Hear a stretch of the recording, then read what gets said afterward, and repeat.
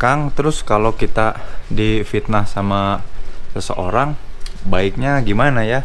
Nah, baiknya teman-teman pahami dulu beberapa prinsip ini ya.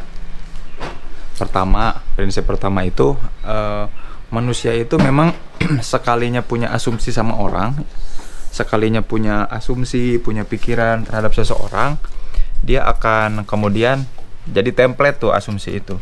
Jadi kalau kita ngira bahwa orang itu jutek, bahwa kita berpikir bahwa ini orangnya kayaknya oportunis nih, orangnya pasti ya orangnya pasti pembangkang dan lain-lain, nggak setia, dia akan kemudian jadi template tuh asumsi itu, pikiran itu jadi pikiran dia yang kemudian jadi bias ya. Dan kerjaan dia itu akan mengkonfirmasi banyak hal tentang bias-biasnya itu. Jadi mau kita lawan segimana apapun ya, kalau di otaknya, di pikirannya udah punya template kayak gitu ya agak susah ya. Itu pertama yang harus diperhatikan dan diketahui sama teman-teman. Nah, terus prinsip yang kedua yang harus teman-teman ketahui adalah pikiran orang lain juga kan bukan pikiran kita ya. Pikiran orang lain bukan pikiran kita. Ditambah tadi ya, di bagian pertama dia udah punya bias atau bias yang jadi template dalam pikirannya tentang kita. Artinya makin susah juga buat kita untuk meyakinkan pikirannya orang lain yang bukan kita, dan mereka udah jadi keyakinan dan template tentang kita. Jadi akan pusing mikirin pikiran yang kemudian bukan pikiran kita ya, berat banget gitu.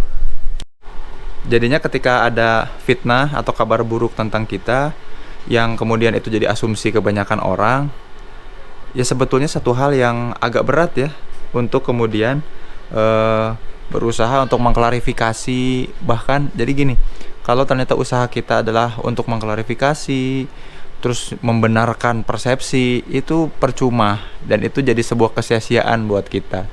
Jadi kalau ada orang yang fitnah, ya mau nggak mau diemin aja dan buktikan lewat karya dan prestasi kita, yang kemudian karya dan prestasi ini lebih dipersepsi dan jadi asumsi baru orang-orang. Jadi gini ya, daripada kita sibuk-sibuk ngehapus persepsi yang ada, mending mengubah atau menambal persepsi yang ada dengan persepsi baru. Makanya kita harus berkarya dan berprestasi.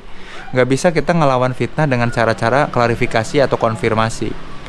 Perlu lewat karya dan prestasi. Yuk teman-teman yang suka difitnah, kita lawan lewat karya dan prestasi.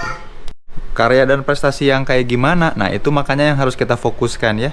Daripada fokus untuk ngubah dan mengira-ngira pikiran perasaan orang lain, ya mending kita mulai mengekspresikan pikiran perasaan kita jadi karya yang ada hasilnya, hasil nyatanya, dan ada dampaknya buat orang lain ya.